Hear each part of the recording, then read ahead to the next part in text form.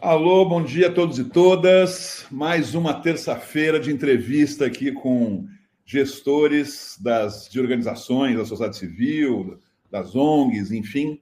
Para quem, antes de apresentar a ilustre convidada, que eu estou super honrado com a presença da Priscila aqui, vou só fazer alguns comentários típicos de início, né? Ou seja, quem está nos assistindo ao vivo aqui, por favor, coloca também coloca de que onde você está falando, qual cidade que é, da organização, se fiquem à vontade de fazer perguntas, essa é a principal vantagem de estar ao vivo.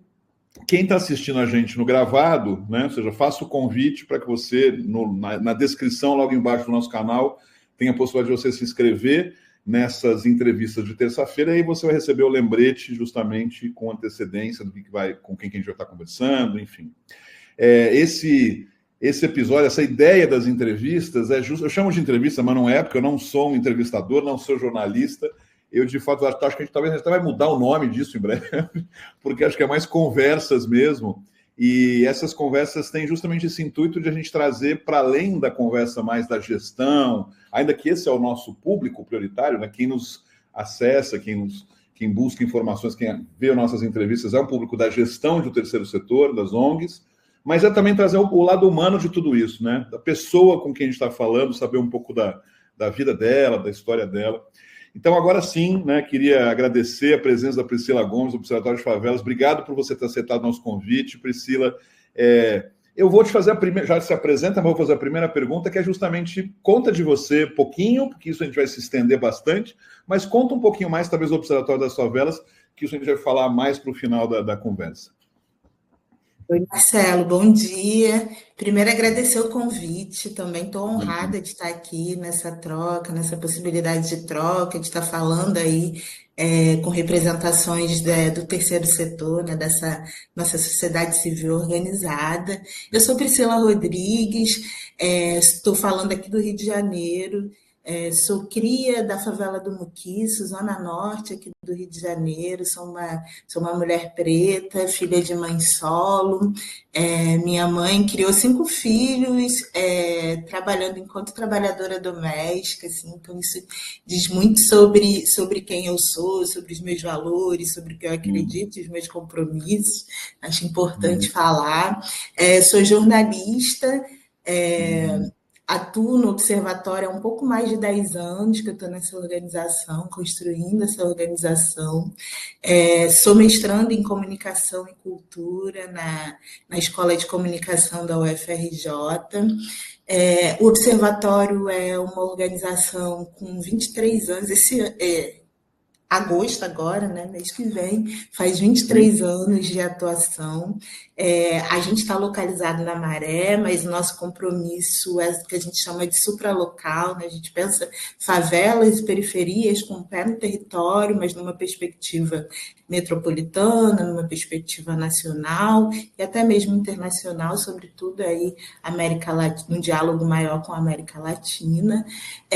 A gente tem como missão construir experiências que contribuam com o fortalecimento da democracia e com o fortalecimento da democracia a partir das favelas e periferias, né, com o fortalecimento da democracia e com a redução das desigualdades a partir das favelas e periferias, e a gente atua numa chave que a gente chama de paradigma da potência, né? Que é pensar as favelas e periferias a partir das suas potências, né? Isso não é romantizando ou não refletindo sobre as ausências, mas é também dizendo como moradores de favelas e periferias eles têm construído condições de vida também a partir do que se tem de mais potente nesses territórios. Acho que é isso para começar, Marcelo. Para começar, eu tenho um monte de coisa perguntar aqui. Mas a primeira principal, você é mais conhecida como Priscila Rodrigues, é isso do que Priscila Gomes? Depois tá, então eu botei Gomes. Vou colocar essa correção aqui. E vou fazer o inverso hoje, porque eu gostei muito do que você falou dessa paradigma das potências. Curiosamente, por outras vias, eu já ouvi falar sobre outras questões vinculadas também... Eu queria ver se faz sentido ou não, né? Porque era um movimento das pretas potências, tinha uma outra parada aí no Rio de uma galera que eu conheço. Mas me conta você, nos seus termos, fala um pouco sobre essa ideia do paradigma das potências, que eu acho que é bem bacana começar essa conversa. Fala mais disso. Fundadores do Observatório, né, Jailson Souza e Jorge Barbosa, a gente pensava favela e eles já pensavam, são geógrafos, né, geógrafos, educadores, professores universitários, também moradores de favelas e periferias, e aí, né, nessa relação começaram a pensar a partir do que se via na TV, a partir do que se via sobre favelas e periferias, a partir do que a academia estava escrevendo sobre favelas e periferias, era sempre numa perspectiva do de fora, e sempre olhando esse território enquanto um território de ausências, né? Então, falta saneamento básico, falta educação, sempre falta alguma coisa a esse território, né? Então, tem até um termo muito usado que, quando fala de território de favelas e periferias, que é carente, né? É o território carente. Já foi muito utilizado esse termo, hoje não se utiliza tanto, mas e Observatório de Favelas vai para um outro lugar, que não é romantizar as ausências ou as precarizações que o Estado promove nesses territórios, né? Mas é pensar a partir das potências, a partir do que se constrói, apesar dessa precarização, apesar dessa ausência, muitas vezes, do Estado, né? Então, a gente tem um debate muito importante aqui, né, que estrutura muito do que o Observatório faz, que é sobre o direito à cidade, é sobre a favela, ela não é apartada da cidade, né? Ela é parte dessa cidade, portanto, constrói experiências que às vezes são soluções para essa cidade, que às vezes deixa de ver porque entende esse espaço apenas como o espaço da precariedade, né?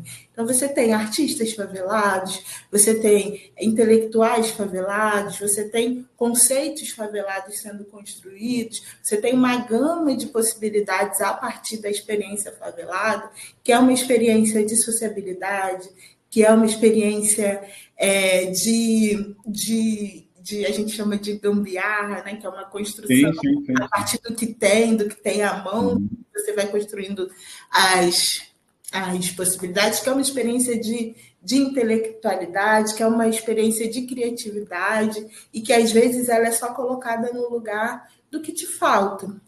E não se olha aí para o que a gente chama de paradigma da potência, que são as potências desses territórios, as potências dessas relações que se constroem nesses territórios e, sobretudo, a potência das pessoas que moram nesses territórios, né? Dos moradores de favelas e periferias. Não, muito legal. Vai ser ótima essa conversa nova, eu já estou sentindo, porque a gente acabou... Eu vou querer saber de você, mas é que você já está trazendo já temas que são muito importantes para mim, pessoalmente, de outros movimentos e outras situações, e um pouco dessa minha vinda também para a Espanha, para Barcelona, que vai fazer 7 anos que eu vim. Essa minha vinda me fez perceber muitas das coisas que, com toda a boa intenção do mundo, a gente vai cometendo, né? O que eu digo, nós a gente...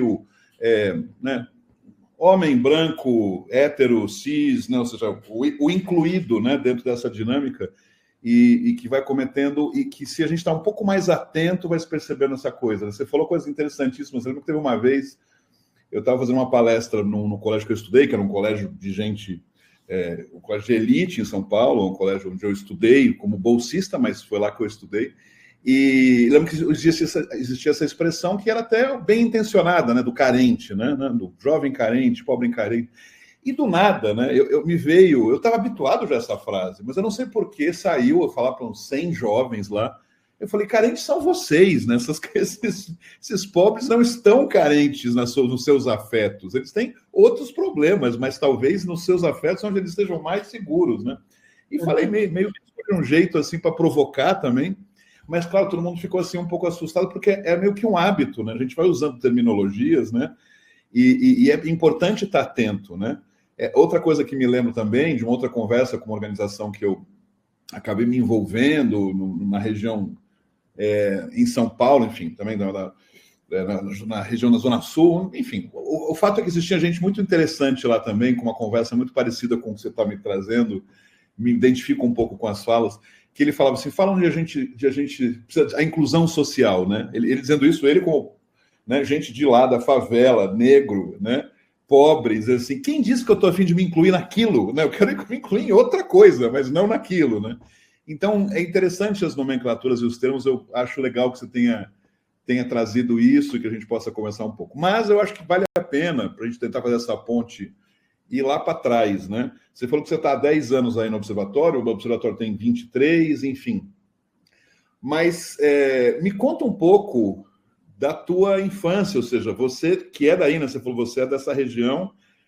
Como é que foi essa tua infância? O que você é jornalista, né? Você queria ser jornalista, né, naquele começo? Tinha esse plano? Tinha outra ideia? Me conta um pouco da potência Priscila, né? Bora. Eu sou do Muquis, né? Assim, eu sou moro um pouco distante da Maré, assim. Embora seja tudo Zona Norte, né? De onde eu venho é mais próximo Zona Oeste e a Maré é Tá, mais próximo, Zona Norte mais próximo centro, assim, só para a gente tá. se localizar um pouquinho. Então, eu não sou da Maré, não sou cria da Maré, sou cria de outra favela aqui do Rio de Janeiro. Como eu te falei, né, eu sou filha de uma mãe solo, com 5 filhos, trabalhadora doméstica. Então dá para mapear um pouquinho que a coisa não foi uma infância simples nem Fácil. fácil, mas como você disse, e aí é muito interessante essa chave, né, da carência. Eu nunca me senti uma criança carente. A minha infância foi muito permeada, a minha infância, a minha adolescência e a minha fase adulta também, assim, muito permeada por afeto. Assim, a minha mãe, para mim, é a grande referência de afeto e é como eu tento construir as minhas relações de vida a partir dessa referência. Nunca me faltou afeto. Né? Faltou outras coisas, faltou, Outras né? coisas, um afeto. Mais afeto, carinho, essa carência, né? Que a gente pensa, ela nunca foi uma questão para mim. Fui uma criança que chamavam, né? E é bem interessante, assim, superdotada. Eu estudei em escola de crianças superdotadas, eu aprendi a ler com 3 aninhos. Uau! Isso foi, Marcelo, algo que também estrutura a minha vida, assim, né? Porque eu entendo que, de alguma forma, também me constituí enquanto, quando a gente está falando de famílias pobres, né? Enquanto salvação da família, né? Tinha uma inteligência ali acima da média, que a minha mãe não entendia, assim, né? Mas, ao mesmo tempo, me impulsionava. E tinha um lugar de tipo, essa vai dar certo. Né? Minha mãe, ela sempre fez uma aposta radical na educação. Então, eu e os meus irmãos, a gente estudou até onde a gente gostaria de estudar, né? E ela construindo com muito sacrifício essa base para que a gente conseguisse estudar. Então, eu tenho uma irmã professora, tenho uma irmã enfermeira, enfim, e que não é quando a gente pensa desse lugar que eu venho, não era o comum, assim, sabe? As pessoas começaram a trabalhar muito cedo, muitas abandonaram a escola, enfim, então, para minha mãe sempre foi fundamental que a gente estudasse. E às vezes até ouvindo críticas dos pais, né? Você está com 5 filhos, coloca essa galera para trabalhar e tal, né? E ela, não. Eu quero que para eles seja diferente, assim. Então, eu tive uma infância difícil, mas muito permeada pelo afeto, assim, e por uma aposta radical na educação. Como eu tinha esse lugar de superdotado, eu fui estudar numa escola distante da minha casa, né? Eu morava no Kiss, em Guadalupe, e fui estudar em São Cristóvão, numa escola tradicional do Rio de Janeiro, uma escola federal, que é o Colégio Pedro II, né? Que é reconhecido nacionalmente, assim, que é um dos poucos colégios de ensino fundamental federal, né, no Rio de Janeiro. A gente tem uma experiência mais da municipalização e das escolas estaduais, e é um colégio de excelência, mas lá também embora seja uma escola pública, né? Era também uma escola de uma experiência muito elitizada, assim, né? Então, eram os Uhum. filhos dos ex-alunos que ascenderam e que trabalhavam e que estudavam nessa escola, né? Assim, então, Uhum. lá, ao mesmo tempo que eu tive acessos que os meus irmãos, por exemplo, os meus pais não tiveram, né? Então, acesso a aulas de arte, acesso a aulas de música, coisas que ampliam de fato o seu repertório. Também foi uma experiência muito atravessada por preconceitos raciais, preconceitos sociais. Então, e eu também era muito novinha, né? Então também não estava na idade da Uhum. galera, assim. Então, foi uma experiência na escola muito difícil. Eu Uhum. vivia sempre esses dois mundos, assim, né? O mundo na minha casa, permeado por Aham. muito afeto, mas que também tinha as suas dificuldades. Esse outro mundo que era um mundo de muita mais prosperidade, mas que eu também não era aceita nele na totalidade, assim, sabe? Uhum. E aí, se eu só queria dar um salto, assim, porque acho que tem muita relação com essa vida acadêmica, né? Eu cheguei aqui no Observatório, há 10 anos atrás, numa formação do Observatório, né? Eu fui aluna da Escola Popular de Comunicação Crítica, e depois, enfim, não saí mais desse espaço, assim, né? Mas queria Uhum. falar sobre essa experiência da escola, né, Popular de Comunicação Crítica, que foi uma segunda possibilidade para mim de uma experiência mais confortável em relação à educação, assim, né? Porque Uhum. ali eu estava de fato com os meus pares, ali eu estava Claro. de fato falando sobre temas que me atravessavam e sendo acolhida, tanto na minha intelectualidade, quanto na minha subjetividade, quanto no que me Uhum. atravessava, assim, sabe? Sim. Se não passasse por aí, talvez teriam outras. Seria outra Priscila, né? Um outro Exatamente. caminho, talvez. Mas é uma dúvida que surgiu. Como que você chegou nessa escola, a primeira? Porque, enfim, é uma coisa, pelo que eu estou entendendo, que você falou que Boa. outras pessoas chegavam aí porque eram ex-alunos, não existia. Então, um certo quem indica, né? Umas vagas aí garantidas para a elite. Como é que você superou esse processo? Alguém te indicou? Tinha alguma. Olha, lá em Guadalupe, lá no Muquis, todo mundo era alfabetizado por uma professora, tia Maria Helena. Era uma Uhum. mulher, né? Ela ainda é viva, uma mulher negra e que alfabetizou os meus irmãos, me alfabetizou, alfabetizou todo mundo. Ela, inclusive, que identificou esse meu lugar de superdotação. E Hum. daí em diante, ela começou a tentar me inserir em uma escola que eu pudesse ter uma educação mais consolidada. Assim. Então, Legal. eu primeiro fui para uma escola particular com bolsa a partir dela, assim, a minha mãe não tinha essa visão e essa construção e essa possibilidade de circulação na cidade, então eu fui para uma escola também um pouco distante da minha casa, uma escola particular, pequena, e ao Uhum. longo de um ano a gente ia toda semana no Pedro II, eu e ela, assim, né?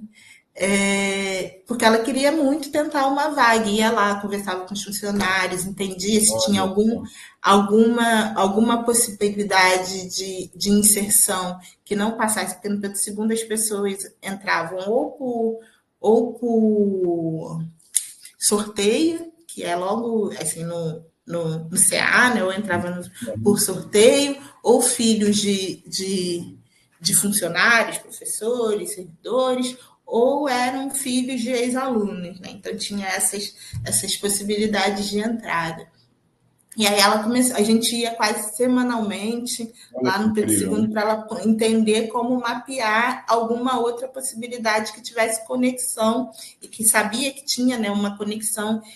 Pessoas superdotadas, elas conseguiam entrar no Pedro II, porque isso aumentava o nível da instituição. Da Então a instituição, gente que era Uhum. uma instituição de referência, né? Então a gente Uhum. ficou semanas, na verdade um ano inteiro. Eu fui para essa outra escola particular para que nesse um ano a gente conseguisse a inserção Entendi. no Pedro II. E aí conseguiu, depois de um ano, eu fiz eu fiz provas, né? Eu fiz primeiro como eu era muito nova, porque eu tinha pulado algumas séries, eu primeiro fiz uma prova para o CA, primeira série, e acabei entrando, conseguindo, e fui gabaritando, né? Entrei na segunda série lá no Pedro II. E aí foi muito, muito, muito pela insistência dessa professora, uma mulher preta, que acreditou em mim, talvez antes de que eu Antes de mesma você, acreditasse, né? Assim, sem dúvida. que bacana.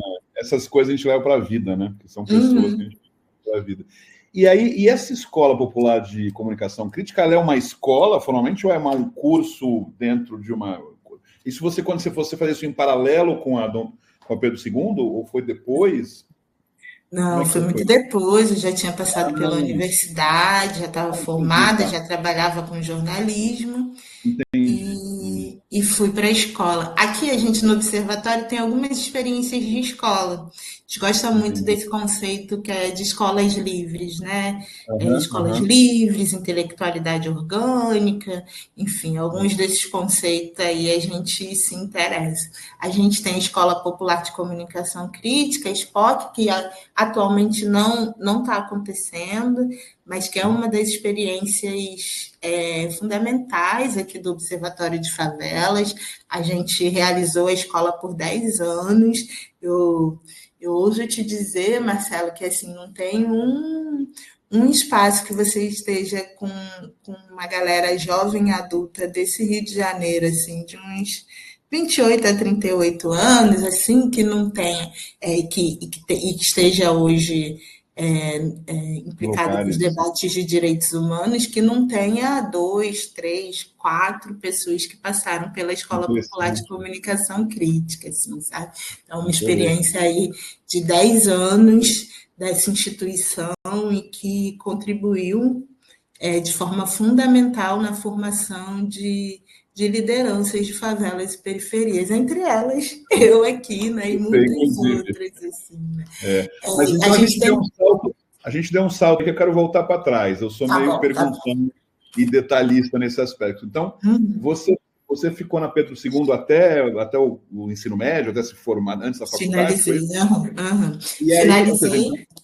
sofrendo, vamos chamar assim, o bullying, né? Sofrendo um pouco o preconceito, mas você foi até o final.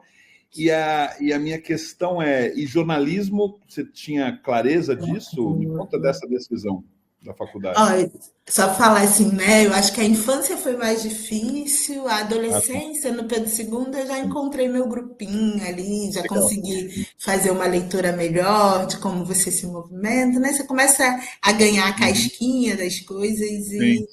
e vai aprendendo a lidar com o ambiente e com o que ele te traz. Então, Uhum. criancinha era muito mais difícil, a adolescência já foi bacana, assim, eu já tinha o meu grupinho, a minha galera. Com a galera. Mas me formei no Pedro II, fui até o fim. E aí, depois disso, eu dei uma parada, assim, eu falei, cara, eu preciso Uhum. trabalhar, eu preciso de dinheiro, sabe, eu quero Uhum. circular a cidade, tem um monte de coisa que eu quero fazer, e não dá, eu decidi não ir direto para a universidade, assim, sabe? Uhum. Meus pares do colégio foram tudo para a universidade, assim, era o caminho Aham. natural das coisas, né, para esse grupo, né, que a gente está falando, Uhum. mas eu entendia que eu precisava, queria ajudar minha mãe, sabe, não aguentava mais ver ela Entendendo. trabalhando, dinheiro minguado, eu achava que eu tinha que fazer Uhum. alguma coisa, e aí eu fui trabalhar, assim, aí eu dei uma pausa nos estudos grande, assim, então eu primeiro fui para a loja americana, assim, trabalhar de caixa, depois fui para um hospital, lá nesse hospital eu fui sendo promovida até chegar numa coordenação, assim, nesse hospital. Uhum. E aí eu olhei para minha vida e falei assim, caramba, não é isso. Não Não é era isso isso que que eu eu queria. quero. Não é isso que eu quero, sabe? Tá legal, tô com dinheiro legal, tô ajudando minha mãe, mas, pô, tô vazia aqui, assim, né? Uhum. Não era esse o meu plano, sabe? Meus colegas estão fazendo as coisas que a gente tinha planejado fazer e eu tô aqui. Tava legal por um lado que eu estava conseguindo acessar economicamente coisas que eu nunca tinha acessado, mas ao mesmo tempo eu não estava alimentada mesmo, assim, né? E aí eu paro tudo e decido ir para a faculdade. Aí vou para a faculdade, e aí faço noturno e continuo trabalhando, na verdade. Faço noturno e continuo trabalhando, e teve um tempo que eu trabalhava noite, então eu precisei ir para amanhã, então eu trabalhava à noite, ia de manhã para a faculdade, só chegava em casa, enfim. Outro dia, uau. E até que aí eu fui conciliando isso até que chegou a hora de trabalhar, eu precisava fazer um estágio. E o trabalho que eu tinha era, sei lá, 6 por 1, assim, né? Era brabão. Embora eu estivesse num lugar de liderança, não era simples, sabe? Era um trabalho bravo. E aí eu precisei escolher. E eu escolhi fazer um estágio que, tipo, o meu salário era, sei lá, metade, sei lá, menos de metade do que eu recebia. Assim. Então eu comecei tudo de novo, fui estagiar. E aí, quando eu estava nesse estágio, eu me formei na faculdade, e aí eu vi eu vi uma divulgação do observatório, na verdade alguém me mandou assim, uma divulgação que estavam abertas as inscrições para a SPOC. Assim, também estava naquele momento do jornalismo que você fica assim, caramba, mas eu entrei aqui por outra coisa. E eu entrei no jornalismo, assim, antes, quando eu era mais nova, eu queria ser advogada, você falava muito bem, falava que eu ia ser advogada. Mas eu sempre gostei muito, Marcelo, de escrever, assim, escrita sempre foi a minha paixão. E teve uma vez, assim, né, eu gosto muito de contar essa história, porque ela se conecta muito com o meu futuro, assim, que a gente teve um grande acidente ali na região onde eu morava, que era um ônibus, tinha uma linha de trem, e o ônibus que fazia ponto final bem pertinho da minha casa, passava ali naquela linha de trem todos os dias. E um dia ele achou que dava para passar antes do trem, assim, né? E aí morreu uma galera, gente que eu conhecia, enfim, foi. A minha mãe estava pegou o ônibus seguinte, sabe? Naquela época não tinha telefone, então foi um acontecimento ali onde eu morava, assim, né? E eu lembro que teve uma cobertura, assim, né? Que a gente, por exemplo, a experiência da Maré, de favela, é muito diferente de uma experiência de territórios mais afastados do centro, como era o meu caso. Né? Então, o que você vê aqui de cobertura da mídia é uma cobertura estigmatizada, né? Assim, que estigmatiza esse território. Quando você pensa em territórios mais afastados do centro, é invisibilizado, você não vê nada, nem o estigma, assim, né? Não existe. Então, a minha relação com mídia era de inexistência.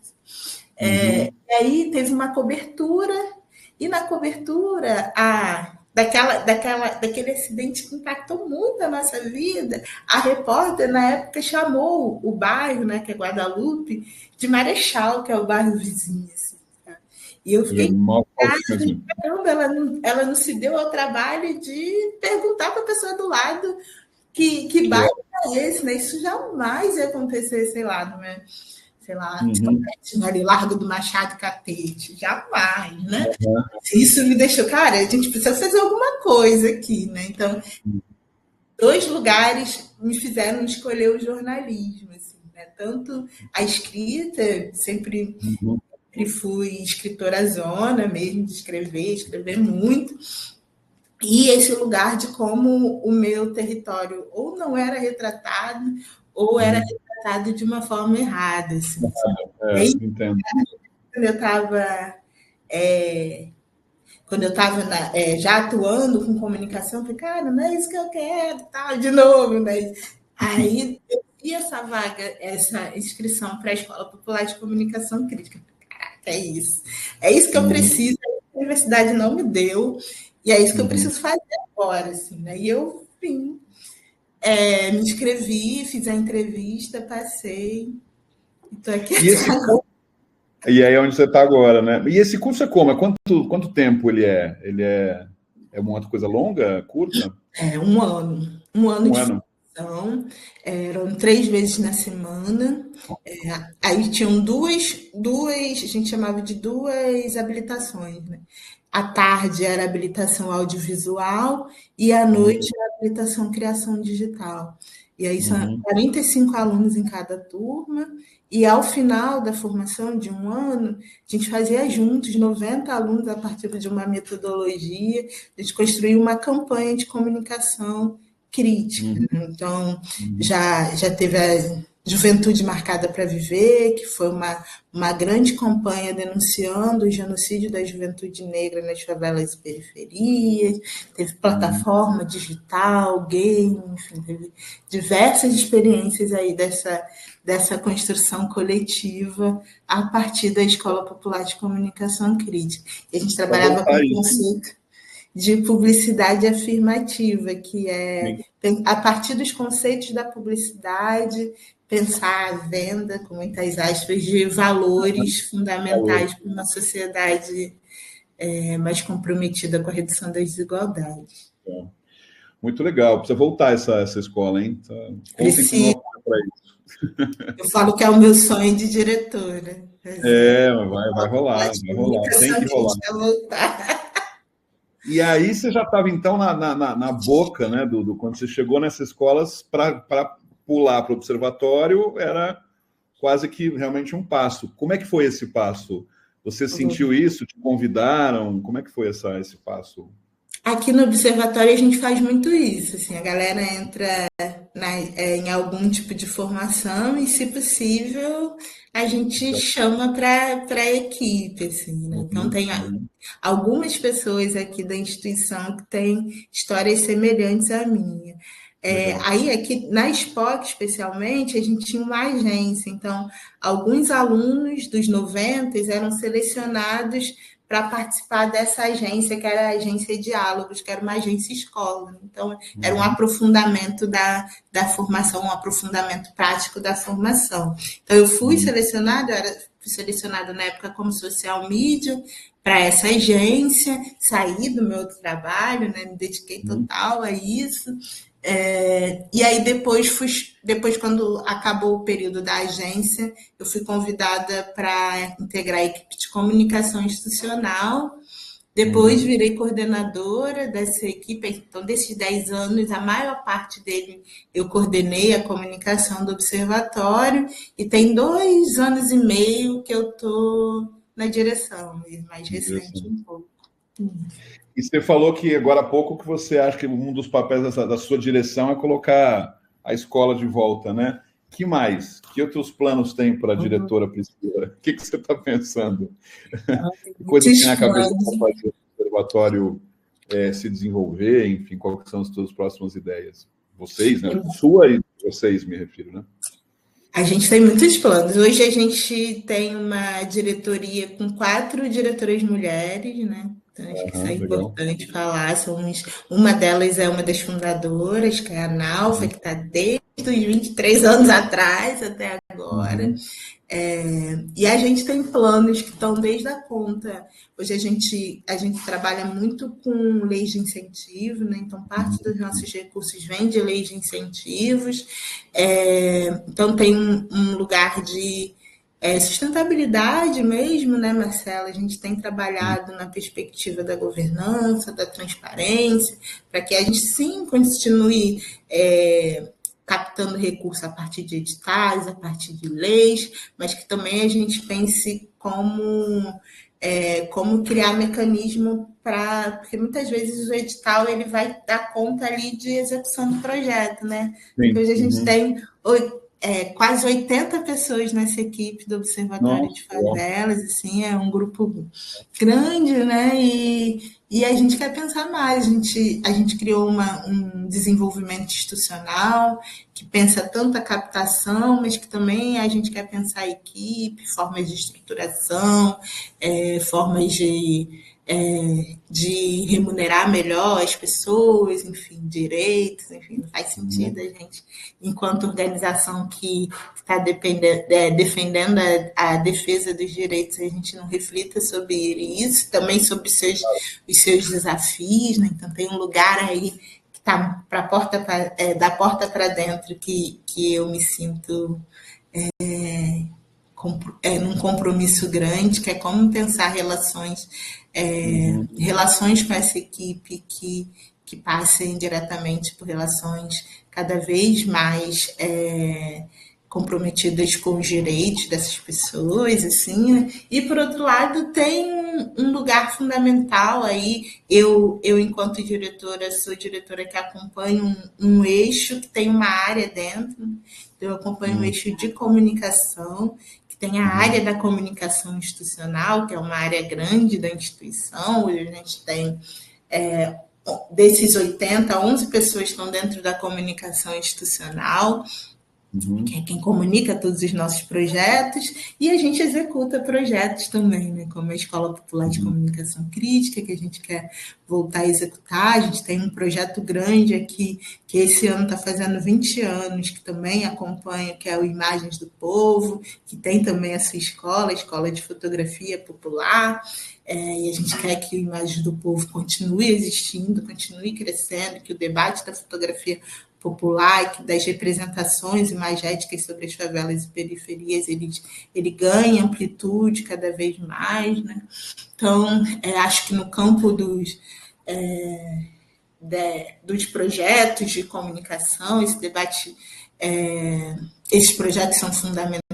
E aí tem uma temática que, para mim, é uma temática que é a minha temática de estudo no mestrado, assim, que é uma temática que a gente precisa cada vez mais se debruçar se a gente quer pensar um país mais, uma democracia mais fortalecida, que é o debate sobre desinformação, né? Eu sou jornalista, então é um debate que me mobiliza a partir de uma perspectiva de favelas e periferias, né?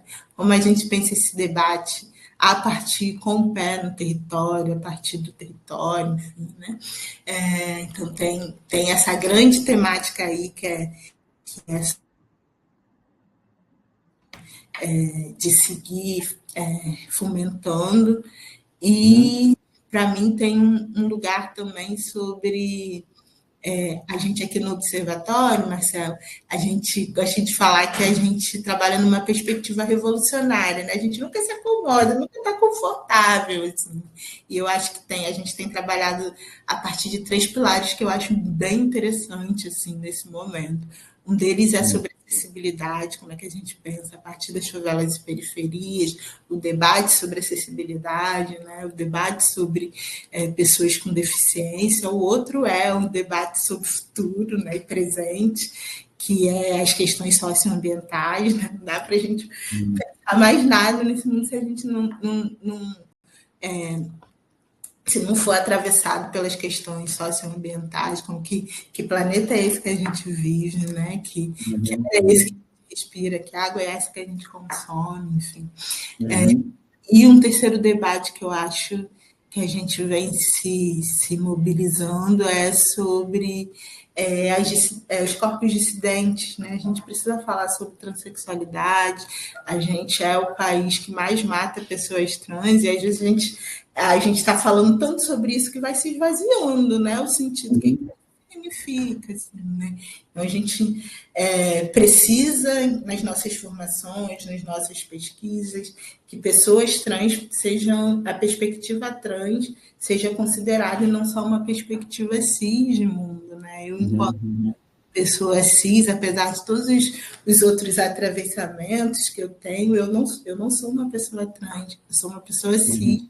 E eu me sinto pessoalmente mobilizada, e a instituição também se sente mobilizada para a gente se deslocar, ter mais pessoas trans na nossa equipe, e as nossas temáticas, que elas possam, os nossos programas, as nossas temáticas, elas possam ser imbricadas também por uma perspectiva trans de mundo, sabe? Eu acho que são esses muitos compromissos. Então, muita coisa, né? Muitas coisas, mas eu acho que é legal que tenha... A gente começou lá atrás, você falando sobre a questão, né, do paradigma das potências, né, ou seja, dos potenciais, né, e você falou muito pelo espaço das ausências, né, as ausências que existem, quando não é citado, quando é como se não existisse o lugar, né, e como isso também vai perpassando muita coisa. A gente já tem a questão da questão trans, né, como também é uma ausência, não existe, né, passa-se a demonstrar que existe, sim, né, como se ocupa esse lugar, né, e muito então do que eu tenho percebido é eliminar essa ideia da ausência, de finge que não existe, ou então as pessoas não é nem que fingem que não existe, é que acham que não existe mesmo, né? Não existe a periferia, não existe a pobreza, não existe, né, o mundo trans, não existe nada disso, né? Então, eu acho legal esse exercício de colocar, né? Ou seja, de colocar como, de fato, é o mundo que a gente vive, o mundo que a gente está. E eu, fechando também, eu estenderia, o papo está ótimo, Priscila, estou adorando a nossa conversa, de verdade, mas eu preciso fechar aqui nas outras reuniões que eu tenho na sequência, infelizmente. Mas o que eu queria te comentar, e aí fica uma pergunta final quase, né? Como um comentário mesmo, não uma pergunta. Até por falar da minha vivência nesse aspecto. Como eu disse, ou seja, a minha vinda para cá, essa ausência minha geográfica ao Brasil, né, me fez repensar muitas coisas na minha vida e que, principalmente, a minha contribuição maior para questões do meu engajamento e ativismo no Brasil, a minha ausência foi a minha melhor contribuição. Em que sentido? Porque pelo menos, eu, de alguma forma, contribuo dando espaço para quem, de fato, tem que ter o lugar de fala, para quem, de fato, tem que falar. Porque o meu papel é muito cômodo, né? Repito, né? Como, né? Aqui eu, hétero, ou seja, homem, branco, né? Enfim, todo esse conjunto de coisas, com toda a boa intenção do mundo, fazendo coisas pelo ativismo. E hoje em dia, aqui de fora é curioso dizer, porque a gente está na conexão internet, né? Mas eu hoje tenho muito mais prazer de ver as coisas acontecendo, vocês fazendo coisas, eu escutando o Mano Brown falando no podcast dele, né? Escutando História Preta, que é outro podcast que eu estou admirado, com todo um mundo que era uma ausência para mim. Um conjunto de personagens históricos maravilhosos que eu nem sabia da existência, né? Então, é uma certa contradição, porque eu digo a minha ausência está ajudando, mas é nesse sentido, né? Eu acho que eu posso também contribuir de alguma forma. Mas acho que você entende, né? Ou seja, o espaço precisa ser ocupado pelo quem de fato deve ocupar esse espaço. Não sei se fica clara a mensagem, mas é isso. Então, fico super feliz pela tua fala, pela existência do observatório, pela tua história, né? Pela forma como vocês estão conduzindo isso, pela ideia, né, do paradigma das potências, que eu acho que é muito legal. E eu acho que, enfim, não sei se eu soube me explicar nessas últimas palavras, mas é uma tentativa de deixar e finalizar com você. Fica à vontade para dizer aí as últimas palavras suas. Muito bom, Marcelo. Primeiro agradecer mesmo, assim, você falou que não é entrevistador, mas eu adorei a entrevista. Às vezes a gente, como jornalista, acaba ficando num lugar do Neutralidade. fato, né? Da neutralidade, do fato, e a possibilidade também de perguntas que talvez outra pessoa não fizesse, enfim, foi muito bom. Legal. Ver que, enfim, sou grata pelo convite de fato.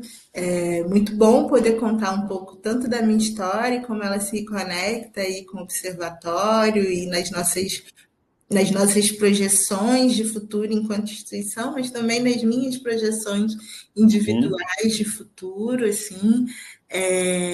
E eu acho que nas reflexões que eu tenho feito nos últimos tempos, assim, que eu acho que é legal compartilhar, que está todo mundo querendo falar muito, né? E assim, às vezes a gente poder ter um espaço de escuta, assim, eu me coloco muito nesse espaço de escuta, né? Como eu falei antes, por exemplo, quando eu estou com pessoas trans, eu escuto, porque a minha perspectiva é cis, né? Por mais que eu seja sensível, a minha perspectiva é cis. Eu estou, às vezes, num deslocamento para a região norte, ou nordeste do país, eu estou no Rio de Janeiro, né? Então, eu sou, ainda que eu seja sensível, eu sou uma pessoa sudestina, né? Que tem outra perspectiva do Brasil. Então, essa possibilidade, eu acho que essas conexões que a gente faz, essa possibilidade do campo digital e possibilidades de ações como a sua, como a nossa, de também ir pavimentando caminho, abrindo caminho para que outras vozes sejam ouvidas. Não que elas falem, né? Porque elas já falam. Já falam. Né? A gente fala, dar voz, né? Não é sobre dar voz, a galera já está falando, é você que está ouvindo ou não, né?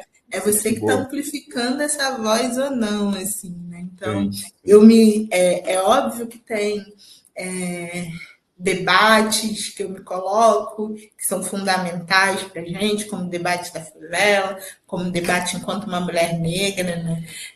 Enquanto debate, eu sou uma mulher lésbica também, enquanto debate das relações entre mulheres, né, cis e trans, então são debates que são fundamentais para mim, mas eu também me sinto muito mobilizada no sentido de que também tem outros debates que eu não alcanço e eu posso ser sensível e amplificar vozes, né? Que eu acho que é o tanto que a gente está trocando aqui, que você também se sente mobilizado. Assim. Então, toda vez que eu vou, em qualquer lugar que eu vou, eu tento também trazer essas outras perspectivas, né? Tá, mas a gente está falando aqui, legal, né? Sou uma mulher preta e tal, mas e a galera do Nordeste, a galera do Norte, né? E a galera trans, tá nesse debate, né? Quando a gente está falando de terceiro setor, a gente, enquanto terceiro setor, também precisa refletir, né? Assim, essa perspectiva que eu falo, que é essa perspectiva que a gente se mobiliza aqui do Observatório de revolucionária, é de nunca se acomodar com o que está posto, né? A gente está sempre tensionando porque a gente quer mais, a gente quer uma sociedade que caiba todo mundo, né? A gente quer e trabalha para isso. E com amor, também é importante. Que caiba com generosidade, exatamente. Com generosidade. Querida, foi um prazer te conhecer. Espero que a gente possa se cruzar em algum momento também por aí, em outras situações de terceiro setor. Parabéns pela sua vida, parabéns por essa tua história, né? É uma curta história, ainda tem muito pela frente, né? Você ainda vai revolucionar muito, provavelmente, tanto você quanto o Observatório. E é isso. Então, queria, para as pessoas que estão me assistindo ao vivo, agradeço a presença. Não teve perguntas, foram comentários de onde vieram, mas acho que ficaram também satisfeitos e felizes como eu. O pessoal que está nos vendo gravado, mais uma entrevista, então. Lembre-se, então, se você se inscrever, se você quer assistir as próximas. Priscila, muito obrigado mais uma vez. A gente se vê, então. Fico super contente de mais uma entrevista que a gente conseguiu fazer aqui. A gente se vê. Beijo grande. Tchau, tchau. Muito obrigada, viu? Até mais.